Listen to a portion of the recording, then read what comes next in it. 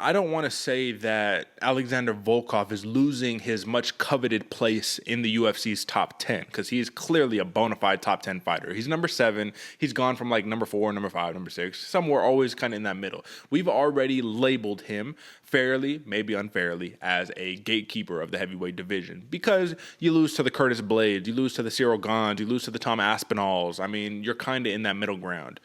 But when he gets approached at media day, everybody's asking the same question. Volkov, are you hyped up for this fight? Or is this just another day at the office? Another main event, brother? And he says, yeah, bro, this is another day at the office. I just do this, man. This dude just fights. He just fights, and it just is what it is. Now, when he's fighting a very dangerous knockout artist in Jairzinho Rozenstruik, there can be some woes. There can be some cause for concern. But AJ, I honestly think this is the best matchup that Volkov has been awarded, has been gifted in his last handful of fights, man. You have a dude who's not trying to take you down. You have a dude who's not, you know what I mean, trying to outpoint you karate style like a Cyril Gane.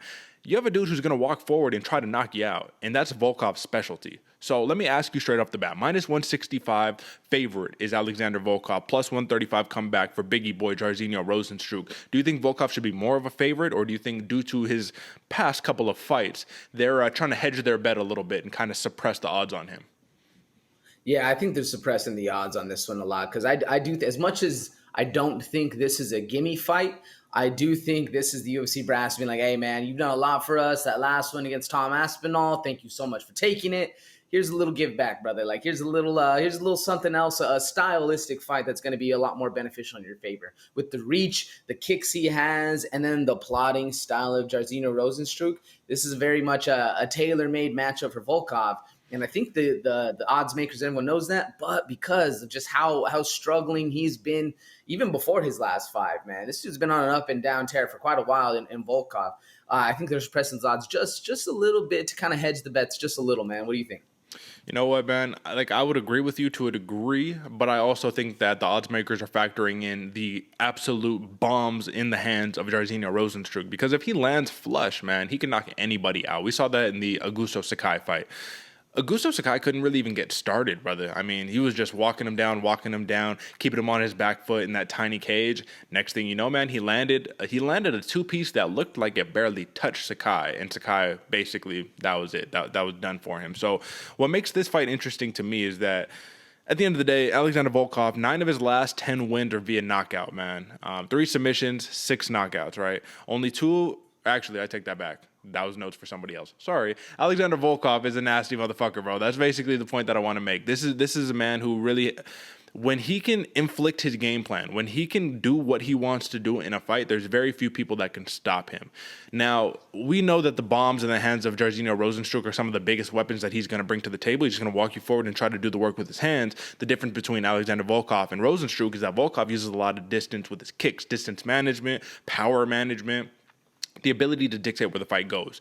But who is going to be on the front foot here? Because I actually have a slight feeling that Rozenstruik is going to dictate the pace, even though he's the shorter man with less reach. That's what I was thinking too, man. I think Rozenstruik's going to be on that front foot walking down because he utilizes kicks as well, but not those rangy, long, where you're kind of extending your hip forward. He'll use them more like the Justin Gaethje kind of kicks where he's pawing at you, kind of in that boxing range. You know, he's staying in there, but I think because of his size, he's also going to need to be walking down, trying to get on the inside, or we're going to end up with a Volkov, Derek Lewis, maybe not in the ending, but that whole point match that Volkov was putting on, you know what I'm saying? Hopefully for Volkov, it doesn't end the same way, but that's the same 98% of that fight we might see happen. No, absolutely, man. So let's just ask, just like big picture right here, does this matchup get you excited? Like, are you excited to see this matchup, or do you think that this is kind of more heavily leaning on one person than the other? I am excited to see this matchup, but not thrilled. Like, I'm not jumping out of my seat to come watch, Volkov versus Rozenstruik. I'm excited for it because of the implications it could have going forward, as well as it's nice to see the rest of the heavyweight division put on. Yeah. Like, I'm a little tired of hearing everybody waiting for Ngannou, waiting for John Jones. When are we going to see Stipe? Still don't know. But all the media is covering those 5 upper echelon fighters. I'm excited to see what's happening with the rest of the division so we can keep things moving and not necessarily fall into that media trap of John Jones and Triple C and all that's going on. I do agree with you, but I wanted to ask you this because you touched on it. What exactly are the implications for this fight? Like, I'm trying to think about it. I'm just like, so Volkov wins. Okay, then what? Like Rozenstruik wins. Okay, and then what? Like you fight another random person in the middle of the division. Like, so where do we go from here? Yeah, that's really the only. I guess, and implications might be the not a good word to use right there. I'm more excited for the shakeup that's going to happen in Yeah, the middle of the division gotcha. to see who is the real gatekeeper. Who's going to be the one letting the newcomers come in? Yeah. Because if Volkov loses, he's dropping down a little bit more. Loses a lot of favor, man. If Jairzinho Rozenstruik loses, not really so much. We kind of stay where we are. So shaking things up in that middle of the division, that's what I'm excited to watch. Not necessarily, I don't think either of these guys wins. They're fighting for the title next. Yeah, I mean, I hear you, and I definitely agree with you on that end. At the end of the day, like, this is just a keep your place in the division type of fight, but this is also one of those where it's much needed, man. You need the shakeup. You need to see these dudes compete. So let's talk about some props here, brother. I think that Volkov is going to be able to dictate a lot of the pace with his reach, with his height, with his kicks, with a lot of those teeps, a lot of those head kicks and all that. But I think that you said it earlier. Jairzinho Rozenstruik, he's a plotter. He's just going to move forward, and he's going to try to walk Volkov down and swing for the fences. Any takedowns? Probably not, even though Volkov did say that he is a better wrestler and grappler than Rozenstruik, which there might be some merit to that, brother. Honestly, there might be some merit to it. 8-4 in the UFC is Volkov. 6-3 in the UFC is Rozenstruik. So even though Volkov has been in the UFC for what feels like forever, Rozenstruik is just about there in terms of, I mean, the UFC record, right? So for a TKO, AJ, for Alexander Volkov, and this is a 5-round heavyweight fight, man. So the UFC doesn't really like putting these on, especially when they go all 5 rounds. So generally speaking, we think that it's probably going to go inside the distance. I'd imagine this is a fight that we won't be reading off judges' scorecards on. For a TKO for Alexander Volkov, plus 215. For a TKO for Jairzinho Rozenstruik, plus 180. So the odds makers are saying if someone's going to get a knockout, the odds are better that Rozenstruik gets it over Volkov. Do you agree with that logic? Yeah, I agree with that logic. Well, I feel like Rozenstruik has the wildness that he can catch you with a knockout at any point. He has that kind of power where it's just going to be coming out of nowhere, going like that. Now with the new Volkov that he's become, the more technical, setting shots up, setting things like that, then I can see a knockout coming from him as well. I just, in my mind, when I always think of Volkov, I think of samurai on his back Volkov, and I don't ever think that guy's getting knocked out. But the new improved Volkov with a new technique and that snappy front kick he likes to use, I can see it happening a little more. So it's a little more of a toss up. I still agree with them. I still agree with the odds makers overall, but it's a lot closer than I would have originally thought right off the bat. Yeah, this is like a pretty classic prop setup, right? So they say that if someone's going to get the knockout, it's most likely going to be Rozenstruik. If someone gets the decision, most likely going to be Volkov, right? Odds for a decision plus 210 for a Volkov decision, plus 650 for a Rozenstruik decision. So clearly, if it's going to go 2 points, we think that Volkov is going to get it done. Now the over and under here is 3.5 rounds, minus 125 for the over, minus 105 for the under. So in terms of picking a prop here, not just picking the money line, I think it's pretty clear rolling with the favorite in this one is the most safe pick. The experience of Volkov, the length, the reach, the height, all of those intangibles, or I guess you could say measurables, all of those things are going to bode well in Volkov's favor. But if we're picking specifics here, and if this ends inside the distance, we're not going to see a submission here, right? I mean, we're thinking a knockout or a points victory. And if we're talking about Rozenstruik, who's only been knocked out by one person, and you know who that one person is, it's Francis Ngannou, right? Can Volkov replicate the power it takes to be able to put the man outside of his consciousness? What do you think?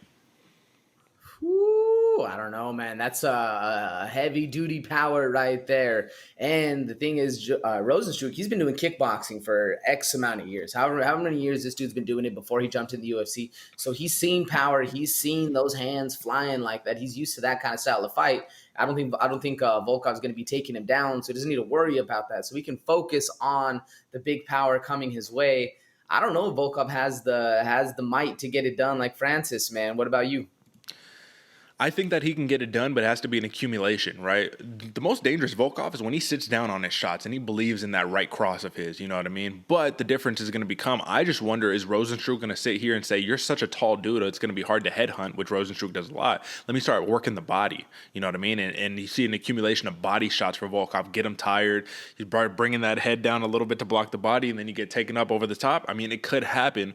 Do we see Rozenstruik fight like that often? No, not really, which is what lends me to believe that A lot of the little kicks, the calf kicks, the teep kicks, the head kicks, those jab cross of Alexander Volkov are going to bode to an accumulation of damage, which inevitably puts out Jairzinho Rozenstruik. But it's just difficult to say because this is a dude who Cyril Gane couldn't knock him out, Junior Dos Santos couldn't knock him out, Augusto Sakai couldn't, Curtis Blades couldn't, and Curtis Blades is a dude who in his last fight, right, he was all, I guess, all about the hands. We're not even, you know what I mean? He had to show what's up with that. You already know what time it is. Let's give the pick, brother. What's it going to be?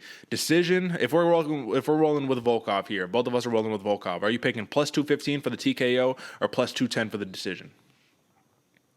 Ooh, I think the safer pick is the Volkov 210 for decision. Mm-hmm.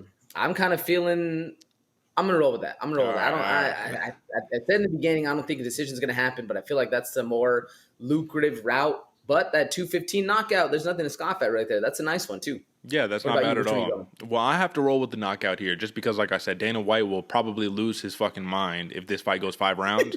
And this is a tailor-made matchup, 33 combined knockouts. This is what all the advertising is about.